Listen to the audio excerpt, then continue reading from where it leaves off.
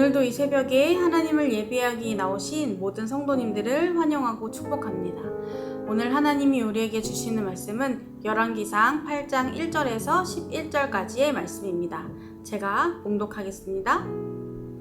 이에 솔로몬이 여호와의 언약궤를 다윗성 곧 시온에서 메어 올리고자 하여 이스라엘 장로와 모든 지파의 우두머리 곧 이스라엘 자손의 족장들을 예루살렘에 있는 자기에게로 소집하니 이스라엘 모든 사람이 다 에단일월 곧 7째 달 절기에 솔로몬 왕에게 모이고 이스라엘 장로들이 다 이름에 제사장들이 궤를 매니라.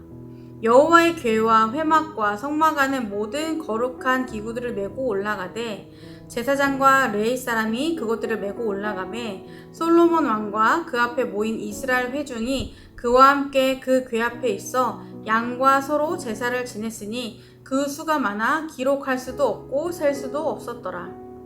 제사장들이 여호와의 그 언약궤를 그 처소에 메어 드렸으니 곧 성전의 내소인 지성소 그룹들의 날개 아래라. 그룹들이 그 궤 처소 위에서 날개를 펴서 궤와 그 채를 덮었는데 채가 길므로 채 끝이 내소 앞 성소에서 보이나 밖에서는 보이지 아니하며 그 채는 오늘까지 그곳에 있으며 그 궤 안에는 두 돌판 외에 아무것도 없으니 이것은 이스라엘 자손이 애굽 땅에서 나온 후 여호와께서 저희와 언약을 맺으실 때에 모세가 호렙에서 그 안에 넣은 것이더라. 제사장이 성소에서 나올 때에 구름이 여호와의 성전에 가득하매 제사장이 그 구름으로 말미암아 능히 서서 섬기지 못하였으니 이는 여호와의 영광이 여호와의 성전에 가득함이었더라. 아멘. 오늘 본문 말씀은 드디어 성전 건축을 마치고 하나님의 언약궤를 예루살렘 성전으로 그 안에 있는 지성소로 옮기는 역사적인 순간에 대해서 말씀하고 있습니다. 다윗 때부터 이어진 하나님을 위한 성전 건축이 드디어 마무리가 된 것입니다. 솔로몬은 이 성전을 하나님께 드리기 위해 모든 백성들과 함께 봉헌식을 준비했습니다. 이 봉헌식의 가장 중요한 일은 바로 하나님의 언약궤를 다윗성에서 새로 건축된 예루살렘 성전으로 옮기는 일이었습니다.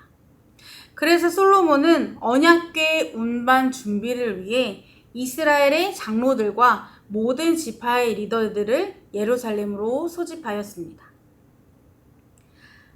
하나님의 임재를 상징하는 언약궤를 옮기기 위해 솔로몬은 그 어떤 일보다 정성을 들여서 하나하나 준비하였습니다.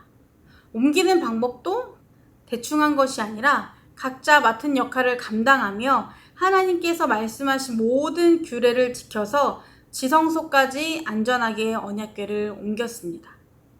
언약궤를 옮기는 날도 특별히 정해서 절기에 맞춰서 준비하였습니다.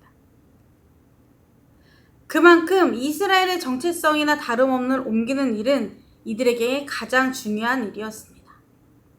이 언약궤가 예루살렘 성전으로 오기까지 그 과정은 잘 아시는 것처럼 여러 역사들이 있었습니다. 이스라엘 백성들이 출애굽한 후에 시내산에서 하나님과 언약을 맺음으로 처음 만들어지게 되었는데 언약궤는 성막의 핵심으로서 늘 가장 중심에 안치되어 있었습니다. 그렇게 늘 이스라엘 백성들과 함께했던 언약궤는 블레셋과의 전쟁에 패하면서 그들의 수중에 넘어가기도 했었고 후에 다시 돌아와 원래 있어야 할 성막이 아닌 다른 곳에 있다가 다윗이 왕이 되었을 때 우여곡절 끝에 시온성으로 옮겨지게 되었습니다. 그렇게 언약궤는 이제 진짜로 있어야 할 곳, 다시 제자리를 찾기 위해 예루살렘 성전 지성소로 옮겨지게 됩니다. 늘 언제나 하나님의 임재를 상징하는 언약궤와 함께했던 이스라엘 백성들에게는 언약궤가 하나님을 위하여 건축된 예루살렘 성전으로 옮겨지는 이 순간이 가장 역사적인 순간이고 영광의 순간일 것입니다. 왜냐하면 언약궤가 함께함으로 하나님의 임재를 다시 볼 수 있게 되었기 때문입니다. 솔로몬은 이 순간을 이스라엘 모든 백성들과 함께하며 하나님의 이름을 높였고 이스라엘 백성들은 기록할 수 없을 만큼 많은 수의 제물로 하나님께 제사를 드렸습니다. 모두가 한 마음으로 이 의식에 참여하여 이스라엘 공동체에 임재하실 하나님을 기대하며 감사와 기쁨으로 나아간 것입니다. 그렇다면 솔로몬과 이스라엘 백성들은 무엇 때문에 정성을 들여 언약궤를 예루살렘 성전으로 옮겼을까요? 언약궤 안에 하나님의 언약, 하나님의 말씀이 담긴 십계명이 있어서일까요? 아니면 언약궤가 하나님의 임재를 상징하기 때문이어서일까요? 답은 이 모두가 다 해당된다는 것입니다. 언약궤 안에는 이스라엘 백성들이 꼭 지켜야 할 율법이 담겨 있었고, 언약궤가 있는 곳에 하나님이 늘 함께 하셨기 때문에 이스라엘 백성들에게는 가장 중요한 선물이었습니다. 그런데 저는 여기서 더 나아가 이들이 하나님을 위한 성전을 건축하고 그 안에 자신들의 정체성이나 마찬가지인 언약궤를 옮기는 이 행위는 이들이 하나님의 백성으로서 다시 한번 그 중심에 하나님을 모시고 하나님의 통치, 다스리심을 소망하며 살아가겠다는 믿음의 고백, 결단이 담겨 있다고 생각합니다. 우리 하나님은 무소부지하신 분이십니다. 언약궤가 아니어도 언제 어디에서나 함께 하시는 분이십니다. 그럼에도 모든 백성들이 모여서 언약궤를 지성소로 옮기는 것에 정성을 쏟고 그 귀한 일에 함께 한다는 것은 언약궤가 지닌 정체성 및 가치도 너무나 중요했지만 이들이 하나님의 백성으로서 다시 한번 그 정체성을 되새기고 성전을 중심으로 말씀에 기초한 신앙 공동체를 형성하여 성전에 임재하신 하나님의 말씀에 순종하는 신앙 공동체로 서기 위한 믿음의 고백이라는 것입니다.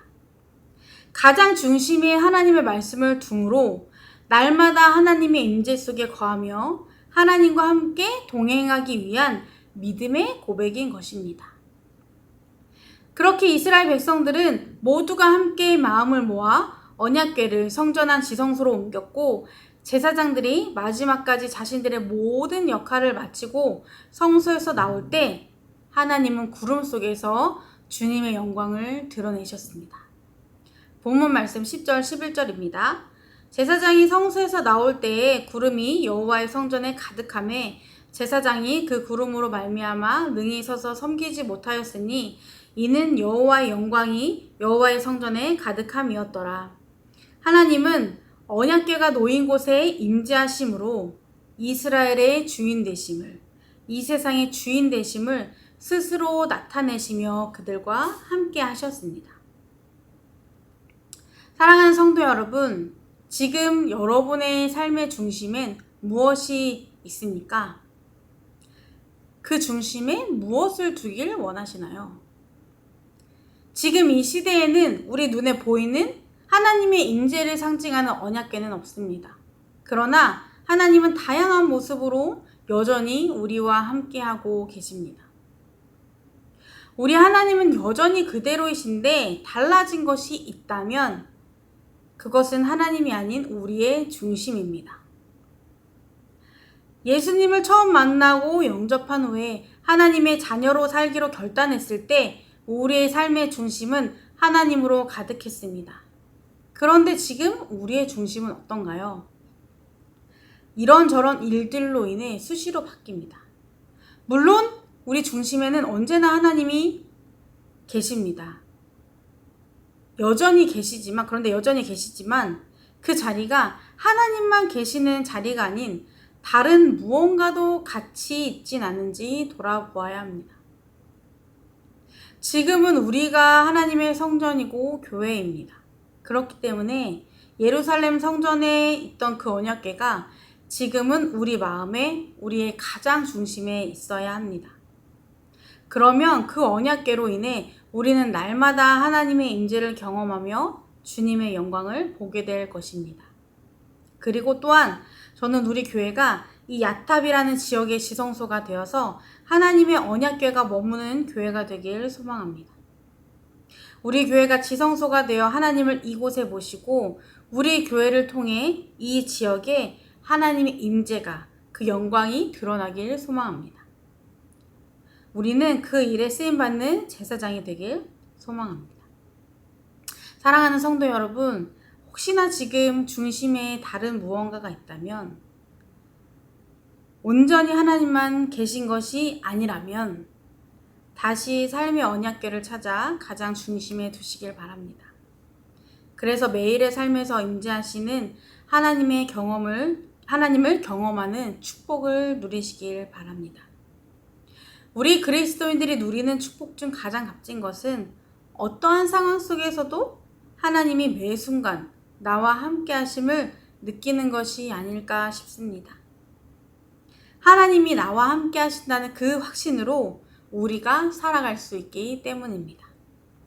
다시 한번 삶의 언약궤를 회복하여 그 언약궤를 가장 중심에 두고 날마다 하나님과 함께 하심을 경험하는 성도님들의 삶이 되기를 축복합니다. 주님의 임재하심 속에 하나님의 성전, 백성이라는 정체성을 가지고 세상에 주의 영광을 드러내는 삶이 되기를 주님의 이름으로 축복합니다. 함께 기도하시겠습니다. 언제나 변함없는 신실함으로 우리와 함께 하시는 주님의 사랑과 은혜에 감사를 드립니다.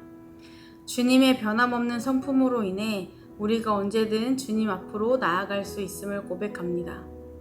주님, 우리가 주님의 몸된 성전으로서 하나님의 백성답게 살아가길 소망합니다.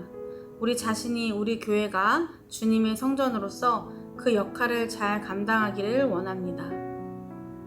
우리 가장 중심에 오직 하나님 한 분만 모시도록 힘쓰는 우리가 되게 하여 주시옵소서. 다른 것에 자리를 내어주지 않고 오직 주님 한 분만 모시고 매 순간 함께 하시는 하나님과 동행하는 삶이 되게 하여 주시옵소서. 예수님의 이름으로 기도드립니다. 아멘. 이 시간 두 가지 기도 제목을 놓고 기도하시겠습니다. 먼저는 우리의 마음과 삶의 중심을 점검하고 가장 중심에 오직 우리의 주인 대신 하나님만 모시고 살아가는 삶이 되도록, 두 번째로 날마다 하나님의 임재를 통해 그분의 영광을 바라보며 우리 삶에 역사하시는 주님을 드러내는 삶을 살도록 함께 기도하시겠습니다.